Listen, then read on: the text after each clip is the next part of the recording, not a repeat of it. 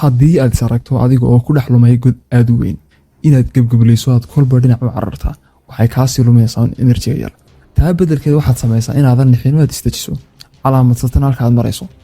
intaa kadib marun ma ku fikirtay inaad bilowdo ganacsi faa'iido leh oo ku aadan dhaqashada digaaga sama garan lahayd halkii aad ka bilaabi lahayd oo ma ka wareersantahay shaxdu haddii ay jawaabtaadu tahay haa arrinkaa isaga waxaa kaa xalisay maktabadda dhijitaalka ah ee e-books online iyadoo kuu diyaarisay buuggii barashada iyo dhaqashada digaaga isagoo weliba PDF ah aadna u tayo sarreeya kuna darso waxaad weliba ku iibsan karaysaa saddexdan qiime kii allaale iyo kaa doonto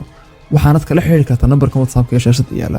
yaa salaam e-books online waa la isku arkay hana isku dayin inaad isku dhex turto haddii aad biyo aragto waxaa laga yaabaa inay qabow yihiin oo ay dhibaato kaa soo gaadho sidoo kale haddii aad dareento inaad joogto meelaan ka soo noqod lahayn gebi ahaanba halkaad socotay istaag sababtoo ah tan waxay kaa dhigaysaa inaad ka fogaato inaad sii ambato waxaanad sidoo kale raadsataa waxoogaa cunto oo nafta ku sasabto si aan lagaaga dareemin adigoo weliba markaad enerjiga yar qaadato meelaha gargaraacaya oo qaylqaylinaya si uu xun lagaaga maqlo oo lagu badbaadiyo dabcan